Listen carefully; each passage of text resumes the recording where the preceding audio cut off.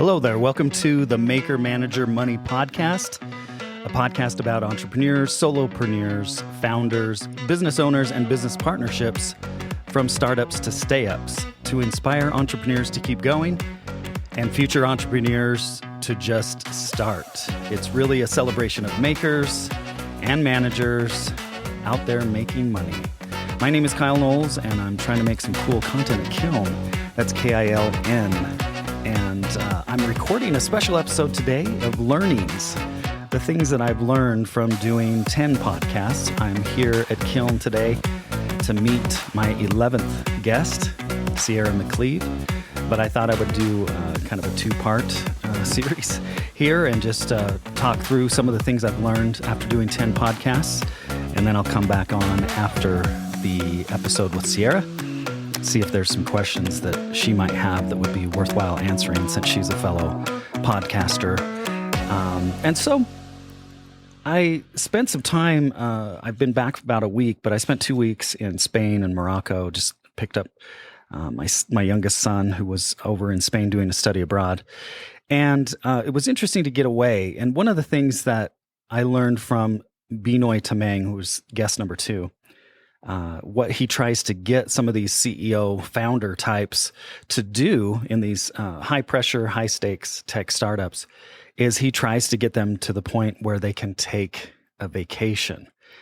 And I could really see why that's important. One of the things I learned in Spain and Morocco, just getting away for 2 weeks from my corporate job, was that I was able to see things clearly. And again, it took almost a week before you sort of jettison all the things that you left behind at your job.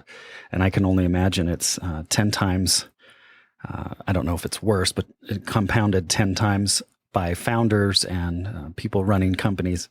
But being able to get away and having a team behind there that you've trained and can do the things that need to be done while you're away. I mean, I think it's very important. But for me, it took about a week to kind of jettison those thoughts and worries. And so it's really into the second week where your mind can be open to new ideas and work on those things that are kind of in a blender while you're working day to day each work week. So going on vacation was one of the things that I've learned from this podcast, and also just going on vacation. That is important to do. But I listed some other things as I started going through each of the podcasts that I did, things that I learned from each of the guests. And one common theme was being an entrepreneur is a grind. It's not one of those things where you can say, well, I'm working really hard at a corporate job, and so I'm going to be an entrepreneur so I can control the number of hours I work. In fact, many entrepreneurs, as I talk to them, talk about what a grind it is and how hard it was to get the business off the ground. And so if you think you're going to leave corporate and start your own business and work less hours, think again, because my belief is that you would work even more hours than you're doing at your corporate gig. Another thing that I learned is that being an entrepreneur requires belief. And I've thought this all along, that the number one skill that all of these folks, even from Donald Trump to other business owners, Jeff Bezos, Bill Gates, you name it, Warren Buffett, they all have sometimes even an irrational belief in themselves and their ideas. But that's kind of necessary. The belief in oneself is necessary for you to launch your own business. Another thing that I've learned is being an entrepreneur doesn't require a degree. In fact, a degree might hold you back from being an entrepreneur. If you think about all the entrepreneurs out there, from Steve Jobs to Bill Gates to Elon Musk, many of them do not have an MBA, for example. I believe that Jeff Bezos did do graduate school, but I don't think it was in business. But anyway, not that they weren't smart, because obviously everyone from Mark Zuckerberg to Bill Gates, they did get into Harvard. And so it wasn't that they weren't smart at all. But a lot of it is people just willing to work and take the risk and take chances to go do something. and they've got a lot of belief in themselves in order to do that. And one more thing that I wanted to mention that I've learned from doing this podcast is being an entrepreneur isn't for everyone. Now, I'm the host of this podcast and I'm not an entrepreneur. I work in the corporate world, and I think it was solidified to me on this trip, because I've been saying this to a lot of people, that I think the new American dream is not to buy a home, and that's what it used to be, but I think it's to start a business. For a lot of people, starting a business, not working for the man, getting out there and being able to call your own shots, develop your own culture, these kinds of things. It's a big fantasy for a lot of people. And I think it was a fantasy for me for many, many years during my corporate life. And especially if you're a little bit, not happy with your boss, or the situation you're in, or think you could make more money, or think you have better ideas than your bosses, those kinds of things. I think a lot of people have that fantasy to go out there and start their own business. Now, what I learned after doing these podcasts and actually going on vacation was that, I actually bought this book in Morocco in the Tangier airport. There was a book called What They Don't Teach You in Harvard Business School. And I forget the name of the person who started. I'll include a link to it, and I'll add it to the show notes for this podcast, and also to the books page on mmmpod.net. But the last chapter of the book, he talks about, and he actually says 99% of people should not go into business for themselves. They should work for someone else. And but he also talked about how it is, and this kind of crystallized this idea that I've been having and saying to people. He said that it is one of the new American dreams is to start your own business, because you see people do it and make a lot of money and buy yachts and things like that.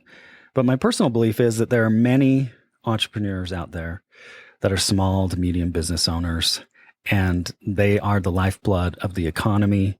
And I've interviewed 10 of them so far, and I'll interview today. My guest, Sierra McCleve, will be my 11th guest. And I think it's going to be that way. I mean, I've got a lineup of guests. They're not buying yachts at this point. Maybe some of them will in the future, but they are making a living and they are running their businesses. So another thing I learned, it's not for everyone. And there was some caution in some of the episodes as you listen to them. There was some caution about, going into business for yourself and how hard it is. And you hear the ups and downs. I remember Jason Steed talking about his partnership that blew up, and that sounds bad, blew up, but a partnership that dissolved. He picked up the pieces and through sheer grit, continued on and started his next business. And 20 years later, he's got 20 employees and doing really well at Targa Media. So if I start to go through and think about each of the guests, I think I can remember them off the top of my head. So I'm just winging this, waiting for Sierra to arrive. But the first guest, Ken Allred, who was a senior vice president for BTX. He and his partner, Mark, sold off their ownership to a new company that came in and bought them out. They are still helping and mentoring right now. But Ken was so gracious to be the first guest and the guinea pig of this little experiment, this project. And the biggest thing I learned from Ken is the building relationships of trust that it takes, because when you're running your own business, it's rare. I mean, you have to work with other people. It's rare that you could run your own business and not have to interface with anyone. I mean, I don't even know of one right now. I can't think of any business where you don't have to interface with people, because you're going to have clients, you're going to have customers, and you're going to have to interface with them. And I see one of the skill sets of a lot of the guests that I've had is that of sales and salesmanship, and being able to sell their company, talk about their company, talk to people.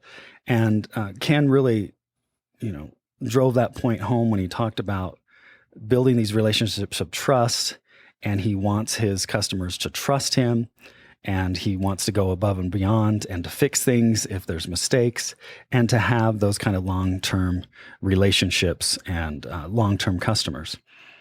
Guest number 2, Binoy Tamang. I talked about him a little bit earlier where when we were talking about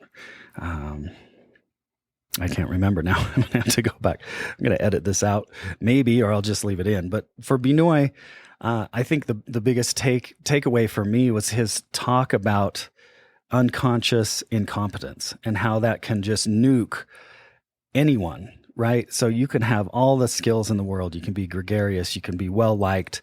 But if you have some unconscious incompetencies, you can just destroy. And he has a formula. If you listen to his episode, and he's coming out with a book that will talk about it, and it will be available free to download from his website, techceocoach.com. He talks about this formula that he's worked with people. And the other thing I learned from Binoy is a lot of times entrepreneurs have parents, a mom or a dad or a grandpa who are entrepreneurs. And we found that out with my last guest, which is going to be a beer Morabet from Morocco. She was the tour guide, but her grandpa was in tourism. And that's how she got the idea that she could do that too. And I think it's a lot easier if your mom or your dad is an entrepreneur for you to be an entrepreneur, because you've seen them do it. You gain confidence from seeing them do it.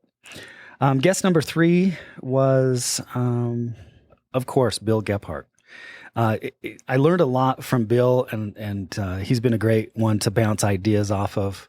And he's been very gracious with his time, and and was willing to go on this fledgling podcast with me.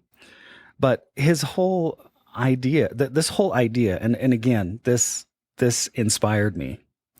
And I hope some of these episodes and some of the things these entrepreneurs say inspire you as well. But because I'm getting a lot of satisfaction and inspiration from talking to these movers and shakers and people who are willing to take a risk and start a business and end up making money and providing jobs to people and keeping the economy going. And Bill Gephardt, the inspiration for me is that he retired from the corporate world. And, I'm not that far out from retiring from the corporate world myself. And he retired, and yet after a couple of weeks of golfing every day, he tells the story about how golfing wasn't fun anymore. It's not a hobby when you can do it all the time, in other words. And so he started Gephardt Approved, and then Gephardt Daily, one business is vetting businesses and putting his stamp of approval on them. And also Gephardt Daily, which is striving to keep local news alive. And he started those businesses in his 60s. So he retired a little bit early, I think maybe around 60, 62, and then came out of retirement to start 2 businesses. So there was a lot to learn from his episode. So Lynn Christian, episode number 4, I learned a lot from Lynn. Lynn recommended so many books that are on the books page of mmmpod.net. And there were so many lessons to learn, but the biggest lesson for me was that if you are your true, authentic self, you too can be a badass like Lynn. So Lynn's book is called Soul Salt, Your Personal Field Guide to Confidence, Purpose, and Fulfillment. It's an excellent book. It helped me to hone in on what my 3 core values are, and I will just reveal those to you right now. It's easy for me to remember because there are 3 C's, but it's creativity, clarity, and maybe not so surprisingly for those who know me, comedy. Highly recommended. You can buy it on Amazon. Episode number 5, Terry Allen. So much to learn from him. He recently retired and turned his manufacturing mascot costume company over to his children. But the thing that I learned most from Terry was this fact that he was a maker. He was an artist. And when he went into business for himself, he had to change eventually and become a manager. So this transition from maker to manager in order to scale, in order to make more money, in order to hire designers and other people to do the things that he could do. He joked that they could do them better, but part of me doubts that because he is an artist. And the other thing I learned from him as I go through these other podcast guests is that many entrepreneurs, I would say half of the entrepreneurs I interviewed are musicians as well. Maybe a third of them are in bands at this, and actually perform monthly or have performances and have gigs during the year. Specifically, I'll call out Binoy Tamang, Jason Steed, and Benjamin Moffat, and Guy Seidel as well. Musicians currently gigging and putting on performances. Okay, so number 6, Benjamin Moffat. I really loved interviewing Ben. I've known him for over a decade. He's such a great guy, and he was so fun to talk to. I love the title of his podcast, Bringing Dude and Dad Energy to His Company and Band. And he definitely shined a light on a few things for me as I talked to him. And the biggest thing for me is that journey, that he was willing his whole life to be his true authentic self. And he brings that to his band. He brings that to his company that he co-founded with Ian and Corey. I hope to get them on the podcast. I know Ian's scheduled up, and I hope Corey will schedule up soon. But one of the things he said, that he knows what he's good at, and he knows what Corey and Ian are good at. And he is the one who sends client and customer emails. And he shared that on the podcast that Ian and Corey have never had to send customer email. Now, they're makers, they're designers, videographers, producers, and they make things. They make videos, basically. And so he's allowed them to do that and focus on that while he takes care of sort of the businessy aspects of things, including client communications. So I thought that was just really wise of him to do that, to look at his strengths, look at their strengths, and really hone in and focus. Episode number 7 was Jason Steed.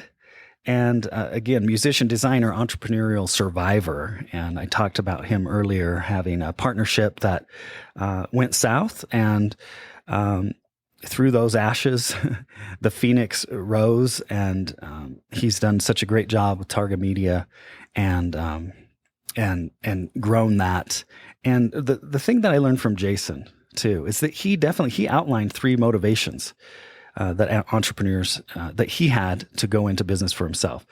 And I just love those 3 because one of them, he wanted to be able to go to matinees during the day once in a while. And then he wanted to send personal emails, kind of have that personal space. And if it was his own company, he felt like he could do that. And then to get rich, which I'm glad he said that, because I think that's okay. That's okay to have that goal as an entrepreneur. And I'm glad that he outlined those motivators for himself. And I think it's just fine. And it was so fun to talk to him. Number 8, Guy Seidel. Oh, back to Jason, just real quickly. It was so great to connect with him. And one of the things that I'm learning from doing this podcast is that doing a podcast is a great way to reconnect with your network and to grow your network. Meeting people for the first time, including Sierra today here at Kiln on a Sunday in Park City. And it's just been fantastic reconnecting with people from my network, because having worked in a corporate job for 15 years for the same company, I joke that half of my network is people who work at Merit Medical, and the other half are people trying to sell me something. Well, it's not exactly broken down that way, but I would say only 20% maybe of my network are people I've worked with before, and people I have definitely had have some kind of relationship with, secondhand or firsthand. And so to go through that, see who's an entrepreneur, see who's running a business, and then to and then to be able to start sitting down with them. It's just been so fun and so inspiring. And with Jason, it was something like, I've been following his career for the past 20 years. I met him once in person, kind of knew what he was doing, and somehow got on his email list. And one of the cool things that he does, it's very unique, but he sends an email to me, and I assume others, on my half birthday, which I don't know if you celebrate your half birthday, but I actually celebrate my half birthday, not with a cake or anything, but it definitely is a marker on the calendar. And it's a moment in time that I look at. So I just really appreciate sort of that innovation that he brought to sort of email and keeping in touch with people. So for the past 20 years, I've been getting one of those emails every of my half birthday. So Sierra just texted. I'm going to stop this for now, but I'm going to pick it up right after she leaves, after I do this podcast, to finish up this special episode of Learnings from the Maker Manager Money podcast. All right, we're back. I just finished a podcast with Sierra McCleve. It was awesome. It was everything I expected and more. I did get a couple questions for her specifically about podcasting, since she's a fellow podcaster. And one of her questions for me was the number one tip to improve workflow on post-production that you do on the front end. And I think for me, it's back to this folder structure when you're making content, and having that kind of folder structure where I throw everything in before I make the content. And so it simply is a folder that is the podcast, usually the name of the guest. And then in that folder, I put multiple folders. One of them is graphics, a graphics folder. One of them is footage folder. One of them is audio folder. One of them is a folder for exports, for future exports. And let's see, is there anything else? One of them could be music, but a lot of times I just put music tracks in the audio folder. And I'm trying to think if there's any other. I think that's it. So you have your audio folder, you have your footage, which is your video files, and then you have your graphics folder, and then you have your exports folder. And you can do a music folder for sort of that background music if you want. But like I said, I usually just put it in audio file. The other question that Sierra had that she thought would be good to talk about is, what system is set up to be, what system do I use and is set up for me so that I can be consistent in, I can't remember if it was the number of podcasts that I've done in a short amount of time, but just to be consistent and continue doing podcasts. And for me, my answer to her, and my answer for this special learnings episode of the podcast, is Calendly, surprisingly. Set up Calendly early on. It's, I think it cost me about $16 a month. 16, that's 16. And basically it allows me to talk to someone about being on the podcast, text them a link, and shows them times where I'm available. And right now it's Saturday mornings, Sunday mornings, and Wednesday evenings is what I have. And you can set up, what times you're available. And then if I'm going on vacation or have days off or whatever, you can go and adjust and say basically when you're unavailable so that someone can't schedule during times that you don't want them to schedule. So you basically put your optimal times for when you want to do the podcasts. And it also allows you to put locations in there. So I've got 4 locations in there right now. I've got Zoom, I've got Kiln in Lehigh, Kiln in Salt Lake City, and Kiln in Park City, set up in there with their addresses so people can select where they want to have their podcast recorded, as well as and then go to the calendar, and everyone's probably used Calendly before to schedule time with whether it's your hairstylist or someone like that. But anyway, Calendly has been worth every penny. And it's a lot of fun when you talk to someone, give them the Calendly link, and then they schedule it up and you get a notification that they've scheduled. So that's pretty cool. So I wanted to go back just quickly. I can't wait to talk about what I learned from Sierra. There's so much to learn there, and it was a great it's a great episode. I'm really looking forward to publishing it. And she just has so much wealth of experience and knowledge about running business. And so let me just, I'll get there in just a second, but I finished up with talking about Jason Steed and things that I learned from him. Guy Seidel, just the biggest takeaway from Guy, he's such a, as the title of the podcast says, entertaining guitarist, comedian, and entrepreneur.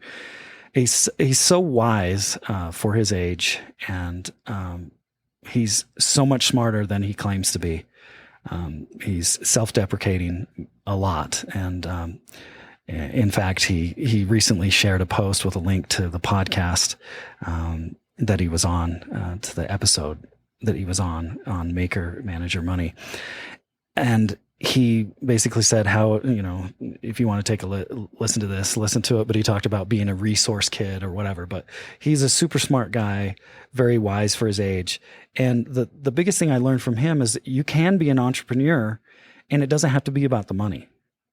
And he talked about how he pays all his bills with his Marcus and Guy shows, his corporate gigs, being the comedy duo of Marcus and Guy and playing the guitar there. And then his other business that he owns, Easy Flow, he does as much or as little as he wants. He's not trying to get it franchised and make a ton of money. And he did have someone working for him for a while, but he just does it himself. So he can put in 20 hours a week or whatever he wants to. And then he has that sort of flex time to be able to pursue other activities as he sees fit. So it's not always about the money for entrepreneurs. And that's what I learned from Guy.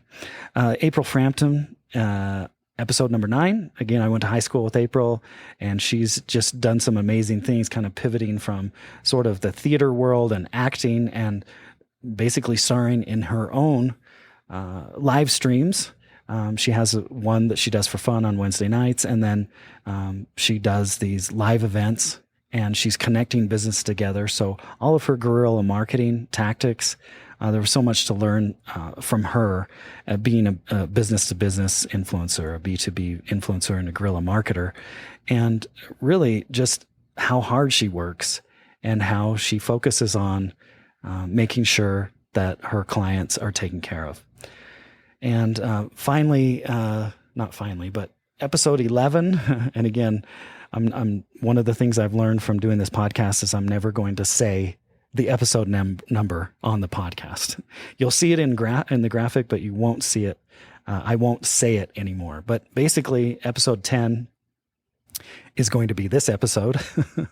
And but I thought I would get it done before episode 11 or before I did an episode in Spain, not in Spain, but in Morocco on vacation a couple weeks ago.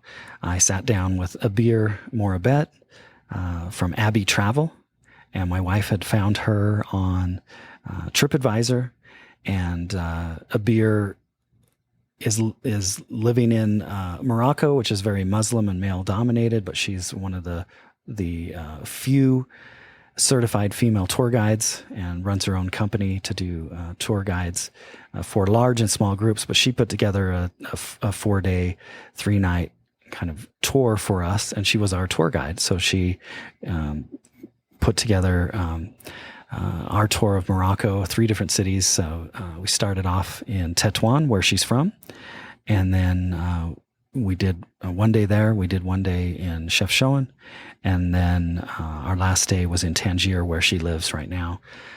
But anyway, the thing I learned from her is just the grit it takes and to run a business. And I believe a beer, maybe more than any of my guests, faces a lot more challenges.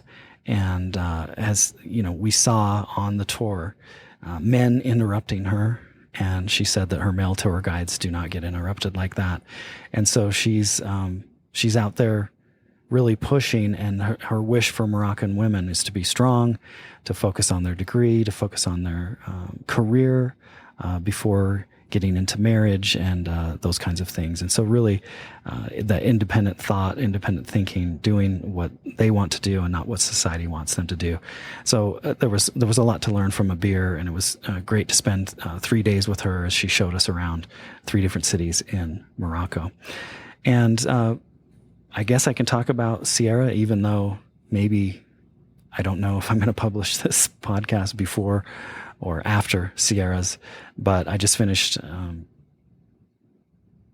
with Sierra McCleve as a guest. And so officially it'll be the 11th guest that I've had on the podcast in a relatively short time of 3 months. And Sierra, there was so much to learn there, but I think, again, just hearing her talk about belief in herself and her core values, figuring out what her core values are, understanding the strengths, her strengths, so that with her business partner, she can outline and give the vision of what she's going to do, what her business partner is going to do. And then really just her deep desire as a business owner, first of Dottie's Kolaches and then of Thirst Drinks. As a business owner, what their mantra was to leave them better. And this extended not only to the customer, but also to the employee. As a manager, leave your team better than they were before. And this was a daily kind of reminder. And she would sit down with her teams, kind of explain this mindset of leave them better. I just thought that was a great way to establish a vision for your company, especially in food and beverage, in a place like Dottie's Kolaches and Thirst Drinks, to have that idea, that whole idea of made with love, and help each other out as employees and really help the customer out. And her story of someone coming in just having a terrible day, but then a kolache or a drink, and the way that they were treated, turning that day around. So basically turning the frown into a smile, and having customers comment on that and appreciate that, and understanding when employees are maybe on their way out or employees are having a bad day, because you can tell by the way they are. She told the story of a baker that she knew was on their way out because the quality of the food started to suffer. And she said that there's an art to that, to understanding if this is just a one-day thing or if this is a long-term thing. But I just love the concept of leave them better when it comes to employees and when it comes to customers. That's something that was a big takeaway for me in the podcast with Sierra McCleve. So there are a couple other things I just wanted to mention about doing a podcast now that I've actually recorded 11 and I've published 9.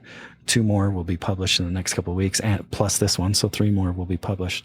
So in 90 days, talking with 11 different entrepreneurs and making content and doing a podcast. First of all, one of the things I would share is that I didn't know that you needed to sound check people's clothing, because I'm sorry, but during one of the podcasts, someone was wearing some kind of nylon jacket, and they were very, you can go back and figure out who this is, but they were very animated with their hands. And so there was a lot of swishing, like of their clothing. So I didn't know before that I needed to be conscious of what people are wearing and how that can affect. And sometimes I've noticed, like, you can warn people of, there's something under the table. If you hit it, then it will make noise or whatever. But hopefully everyone can forgive me, because I do have a fan going in this one, and hopefully we can kill that in post-production. But sometimes there's just noises, and I think we're trying to when you start a project like this, you want everything to be perfect because that's what you've seen on TV. You've heard, professional podcasts that actually, like a Joe Rogan podcast, where they actually have an engineer there the whole time taking care of that. So when you're doing it on your own, you've got to be a little bit forgiving of yourself, because it is hard to be the host and do all the audio video at the same time. In fact, during Benjamin Moffat's podcast, I remember recording the first 5 minutes, thinking that I was recording the first 5 minutes, but I had actually accidentally turned the recorder off. And so we had to start over. So just being forgiving of yourself, and hopefully the guests that you have on will forgive you too, because you're trying to figure this out as you go. And learning by doing. This was a big one from Terry Allen that I learned from, episode number 5 with Terry Allen. He talked about, and again, it was like school versus actually doing something, and how you can learn a lot more from doing. So I'm learning as I go, and I've learned a ton, and I know I'm trying to just get a little bit better each time. And why am I doing this? I guess that would be maybe the number one question people have for me is, why are you doing this podcast? And I've given it a lot of thought, especially on vacation, of why I'm doing that, and really trying to articulate to myself why I'm doing that. And initially, I think my original answer would be just to make something cool, make something cool that I can publish. And I've done this before with an alumni website and some other projects I've done, just because it sounded fun. And maybe that's a good enough reason, is to do this because it's fun. I love the idea of recording. I love making little content clips. I love trying to find, my favorite part is when you get towards the end and you try to find, I try to find some stock music, just from Adobe Stock to, and to run to add as the soundtrack to the clip, and trying to pick the right one and trying to set the mood for that clip. One of my favorite things in the world is discovering new music. And so this kind of taps into that, itch that I have. But this morning when I got up, it was after this weekend. So today's Sunday, yesterday, Saturday. Saturday, I had written something from a book that I would highly recommend to anyone that's a maker, and or maybe a frustrated maker, meaning you're not making enough and you really love to make, you like to draw, you like to write, whatever. There's a book by Linda Berry called What It Is. And it was so inspirational to me because I've had so many starts and stops on this, but I've realized that at the end of the day, I'm a maker and I love to make. Whether my stuff's good or not, you can be the judge, but that's what I like to do. I like to make things and share them.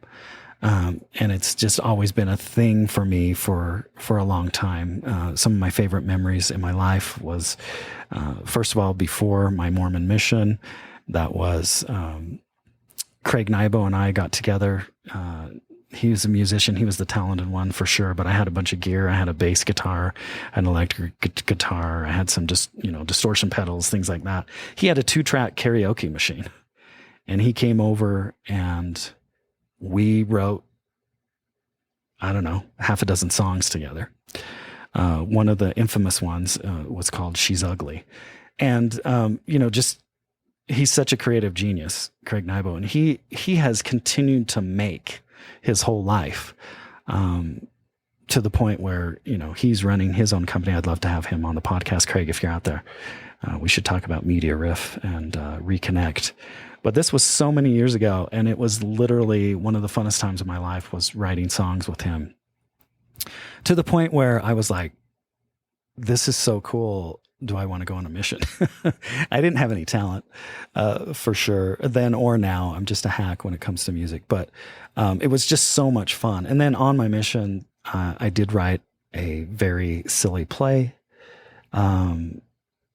that a bunch of missionaries performed at a sales conference, a sales conference, a zone conference. Anyway, and it was just sort of making fun. Our mission president was President Green. He was named in the play President Mean. So we just did all these rhymey kind of names for different people. Elder Alder, he was losing his hair, so he was Elder Balder. And anyway, I just remember writing and directing that, and then just getting the reaction of people's laughs and things like that was just so, I don't know, it was so cool. And then I have co-authored a couple of books, one with a guitar teacher, one with a professor up at the U. I do have 5 songs that are probably not even demo worthy on Spotify that I finally finished and produced and put out there. But I've always kind of had this itch to make things and share them. And what going on vacation did for me was to really clarify that this is about making. And the book that I was reading yesterday, What It Is by Linda Berry, talks about feeling alive and doing the making. You know, I translated that into, and maybe she says it in the book, but you know, I do this to feel alive. And I think that's good enough. That's a good enough reason. I don't think anyone's going to sponsor me, even though Topo Chico, if you're out there, I would love you to sponsor me. But I'm making something that's cool. I'm sharing people's stories about being entrepreneurs, hopefully promoting them, hopefully inspiring people to keep going, entrepreneurs, or inspiring people who want to be an entrepreneur to just start. That's what I'm doing. And if that's all it is because I'm doing this because it makes me feel alive, that's all I need. I don't need to make money doing this. And I'm hoping that it obviously today I met a really cool person, Sierra McCleave. So that's kind of gravy for why I'm doing this, but I'm meeting really cool people. I'm reconnecting with my network, and that's why I'm doing the podcast. So those are some of my learnings from the first 10 or 11, I guess, 11 episodes. And I hope that was worth recording and putting out there. And I look forward to doing the next 11 podcasts. And just to I'll put a plug in there for anyone that's local here in Utah that wants to meet some of these guests and do a little networking. I am hosting at Kiln in Salt Lake City at the Gateway on August 31st. It's the Thursday before Labor Day weekend, starting at 4:30. I'm hosting an event there. There will be 6 speakers. I'm going to be having Lynn Christian, Binoy Tamang, April Frampton, Ben Moffitt, and Sierra McCleave just agreed to speak. So there will be 6, maybe 7 speakers that evening. We'll start at 4:30. There'll be networking. You can meet people. Lynn and Binoy, who both have books, will be signing books or making those available. I think you can, you'll be able to buy Lynn's book, a signed book, her Soul Salt book. And then Binoy has a book that he's just getting ready to launch that will be available for free download. So you'll be able to access that. You'll be able to meet Binoy, meet Lynn, meet Sierra, and April and Ben. And they're going to speak for 5 to 10 minutes each and share some, hopefully just really actionable advice for business owners, founders, entrepreneurs, solopreneurs. So if you're one of those types of people, a mover and shaker out there as an entrepreneur, or you want to be, a link will be available here in the next week or two to buy a ticket to that event at Kiln in Salt Lake City at the Gateway. So that's another thing that I'm really looking forward to, just sponsoring little events like this and doing some more networking, reconnecting with people from my network and networking and meeting more really cool people. So I'm going to sign off. It's, again, Sunday morning. It's Sunday afternoon now. It's almost 1:00 here in Kiln, Park City. The vibe here is so cool. I was talking to Sierra afterwards, and she loves the vibe here too. So she's going to be getting a virtual office membership for Kiln here pretty soon as well. This is the first time recording in the Pink Room with Sierra, and look forward to many more episodes being recorded in Kiln. And I'd like to thank them in advance for sponsoring the event that we're going to be having at Kiln, Salt Lake City. Maker Manager Money seminar, palooza, party, festival, whatever it ends up being. There'll be some really cool entrepreneurs there sharing some advice, and we'll do a live podcast recording at the same time. And there will be networking before and after the seminar. Thanks for listening.